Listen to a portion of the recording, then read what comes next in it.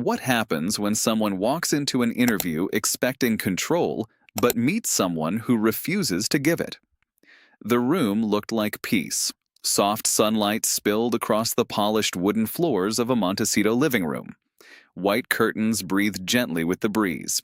Everything was staged to feel warm, intimate, safe. The kind of space where stories unfold gently. But beneath that calm, something sharper waited. Diane Sawyer sat with a stillness that wasn't passive. It was measured, observant, the kind of stillness that came from decades of watching people reveal themselves without realizing it. Across from her, Meghan Markle entered like someone stepping onto a stage she believed she understood. Her posture was elegant, controlled, a practiced smile placed perfectly, as if every camera angle had already been rehearsed in her mind. "Diane, thank you for having me." Her voice carried warmth, but something about it felt curated, like a sentence polished too many times before being spoken. Diane smiled back, softer, almost disarming. "Thank you for inviting me into your home." A beat, and then the cameras rolled. At first, everything moved exactly as expected. "So, how are you?" Diane asked gently. A simple question, but not really. Meghan tilted her head slightly, her smile tightening just a fraction. "I'm doing beautifully, truly, thriving." The word lingered. Thriving. Diane nodded, her tone unchanged. "And how does that feel, really?" There it was. Not the word, the gap behind it. For a split second, Meghan hesitated. It was small, almost invisible, but Diane saw it. That microsecond where the rehearsed answer didn't quite fit the question anymore. "I think people underestimate resilience," Meghan replied, her tone sharpening just slightly.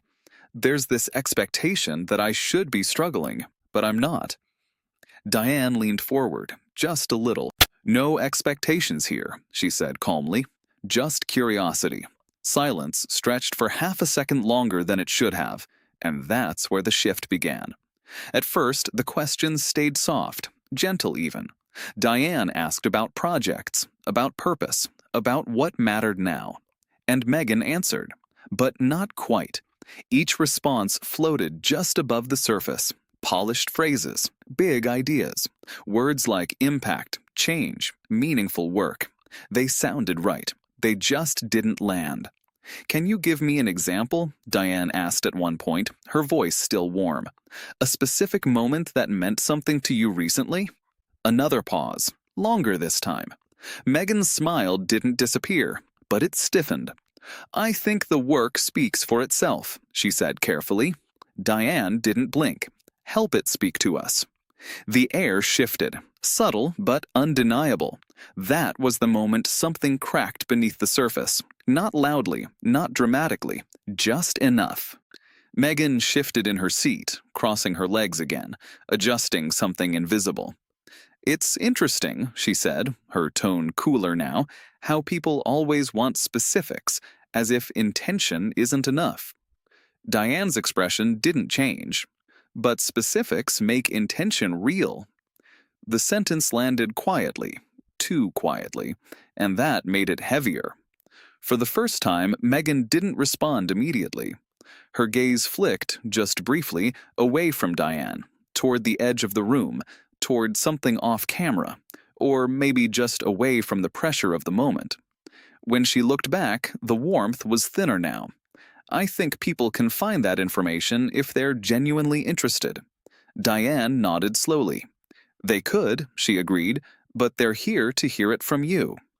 Another silence. This one stayed longer. And just like that, the tone had changed. No raised voices, no visible conflict, but something had shifted from conversation to resistance, from sharing to holding back. Diane didn't push harder. Not yet. She didn't need to, because she had already seen it. That small, almost invisible line between confidence and defensiveness. And once you see it, you can't unsee it. And what Diane did next would turn that subtle tension into something neither of them could control. The shift didn't explode. It tightened, like a thread being pulled, slowly, carefully, until you start to wonder when it might snap. Diane Sawyer didn't rush. She didn't raise her voice. She didn't change her tone. If anything, she became calmer, and that made everything sharper. So let's talk about visibility, Diane continued, her voice steady. Public life comes with attention, but also absence of it. How do you experience that now? A neutral question, on the surface, but underneath, it carried weight. Meghan Markle straightened slightly, her posture tightening like a quiet defense mechanism kicking in. I don't measure my life by visibility, she replied. I measure it by purpose. The answer came quickly this time. Too quickly. Diane nodded, acknowledging, but not accepting. Of course, but visibility often reflects how the world responds to that purpose. A pause, short, controlled. Then, there have been moments recently, Diane added gently, where that response seems quieter than before. There it was, not an accusation, an observation, and that difference mattered. Meghan's eyes sharpened. I think that's a narrative people like to create, she said. It's convenient. For whom? Diane asked. The question landed like a soft tap that echoed louder than expected. Meghan inhaled slowly. For media, for critics, for people who need a story. Diane tilted her head slightly. And what's your story? Another pause, this one heavier, because this time there was no abstract answer ready. My story is growth, Meghan said finally. Evolution, moving beyond spaces that were limiting. Diane didn't interrupt, but she didn't move on either. And the new spaces? She asked. Do they feel as open as you expected? The room went still. Not physically, but emotionally. Because that question didn't just sit in the present, it reached into expectation, and expectation is harder to defend than reality. Meghan's fingers adjusted the edge of her sleeve. A small movement, but it betrayed something. I don't think expectations are something I owe anyone, she said, her tone cooling further. Diane nodded once. You don't owe them, she agreed, but you did speak about them, publicly. That was the first real push, still polite, still controlled, but unmistakable. A flicker crossed Meghan's face, quick but real. I've spoken about my experiences, she corrected. And your expectations of how those experiences would change, Diane added. The correction met a counter, clean, precise. For a moment, neither of them spoke, and in that silence, something new appeared. Not tension, not yet, something closer to irritation. Diane shifted slightly in her chair, her voice lowering just a fraction. Let's talk about something specific, she said. There it was again, that word, specific. This time, Meghan didn't hide the reaction, a brief tightening of the jaw, a controlled exhale. Okay, she said, but the word carried weight now. Major public events, Diane continued, cultural spaces, invitations, inclusion. She paused, then delivered it simply. You weren't at the Met Gala this year. No accusation, no judgment, just a fact. The temperature in the room dropped, instantly. Meghan's smile returned, but it wasn't the same one from the beginning. This one was thinner, sharper. Not attending an event doesn't define anything, she replied. Of course not, Diane said softly, but patterns sometimes do. That word again, patterns. It lingered longer than anything else, because patterns aren't opinions, they're visible. Meghan leaned back slightly, crossing her arms this time, not elegantly, protectively. I think it's dangerous to build narratives from selective moments, she said. Diane's eyes didn't leave her. I think it's necessary to ask about them. Another clean hit, no aggression, just clarity. And now the balance was shifting. At the beginning, Meghan had control, her space, her tone, her narrative. But now, the questions weren't bending anymore. They weren't following her lead. They were circling, closing in. You've spoken before about being excluded, Diane continued carefully, about institutions deciding where you belong and where you don't. Meghan didn't answer, not immediately. So I'm curious, Diane added, when exclusion happens here, does it feel different? There it was, the line that connected everything, past and present, narrative and reality. Meghan's composure flickered, not broken, but shaken. That's not the same thing, she said quickly. Why not? Diane asked. The simplest question, and sometimes the hardest one. Silence filled the room again, longer this time, heavier, because now it wasn't just an interview anymore. It was a comparison Meghan didn't want to make. And for the first time since the cameras started rolling, she didn't have control of where the conversation was going. And the next question Diane asked would push everything past the point of recovery. By now, the air had changed completely, not visibly, not dramatically, but the softness from the beginning, gone. What remained was something tighter, controlled but strained, like a conversation walking on glass. Diane Sawyer didn't raise her voice. She didn't need to, because every question now landed with precision. Why isn't it the same thing? She asked again, calmly. No pressure in her tone, just patience. Across from her, Meghan Markle held her posture, but it was different now, less fluid, more fixed, like she was holding something in place that didn't want to stay still. Because one was systemic, Meghan replied, institutional. That's completely different from a social event. Diane nodded once. Different in scale, she said, but not in experience. The sentence landed quietly, too quietly, because it wasn't loud, it was direct. Silence followed, and this time it didn't feel like thinking, it felt like resistance. Diane shifted slightly forward, her voice lowering just enough to draw the focus tighter. Exclusion is still exclusion, she added. That word again. Not aggressive, not emotional, just undeniable. Meghan's expression hardened. That's a simplification, she said, and honestly, it's disappointing.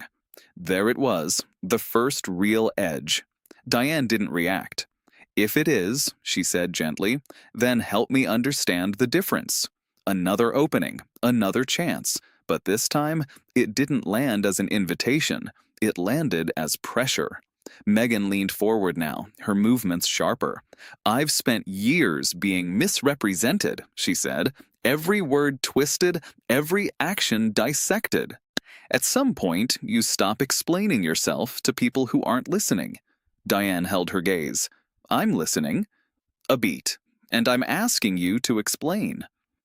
The calm in her voice made the moment heavier, because it left no space to escape into emotion.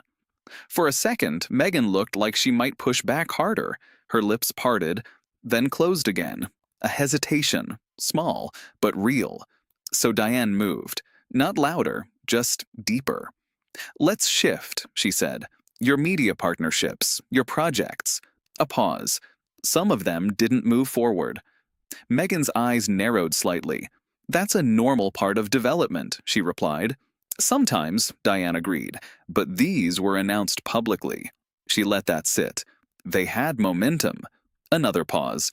And then they stopped. The room felt smaller now, not physically, but emotionally, like the walls had moved in just a little closer. Creative work evolves, Meghan said, her voice tightening. And sometimes ends, Diane added softly. The correction was subtle, but it cut cleaner than anything before it. Meghan's composure cracked, just enough to see it. You're framing this negatively, she said. I'm asking for clarity, Diane replied. No, Meghan pushed back, her voice rising slightly now. You're building a narrative. Diane didn't blink, then correct it. That was the moment, the exact moment the balance tipped. Because now, it wasn't about answering anymore, it was about defending. Meghan exhaled sharply, leaning back again, arms crossing tighter. I don't owe explanations for every decision made behind closed doors, she said. You don't, Diane agreed immediately. A beat. But you chose to make them public. Silence. Heavy, immediate. And suddenly, there was nowhere left to go, because every path led back to the same place. If it's public, it can be questioned. Megan's eyes flashed. "This feels less like a conversation," she said, her tone colder now, "and more like an interrogation." Diane's expression stayed calm. "It became one when you stopped answering." The line hit. Clean, direct, unavoidable. For a second, everything froze, even the air. And then, Meghan shifted forward abruptly, her chair moving just slightly against the floor. A small sound, but loud in the silence. "I came here to talk about meaningful work," she said, her voice controlled but sharp. "Not to defend every headline written about me." Diane nodded slowly. "And I've tried to stay there," she said, "but every time I ask about that work, you move away from it." A pause. "So, I follow." That was it. That was the trap. Not set aggressively, but built piece by piece. Meghan stared at her, and for the first time since the interview began, she didn't look prepared. Her composure wasn't gone, but it was slipping, and Diane saw it. Of course she did, because this wasn't new to her. This moment, when control starts to fall apart, when the script stops working, when the person across from her realizes they're no longer steering the conversation. And that realization, it changes everything. Meghan reached for her glass of water, her hand just slightly less steady than before. She took a sip, set it down, a little harder than necessary. "This isn't productive," she said. The words were measured, but the meaning was clear. Diane didn't argue. She didn't push. She just looked at her for a second longer than before. And when she spoke again, everything shifted. Because what Diane said next didn't just challenge Meghan, it ended the interview.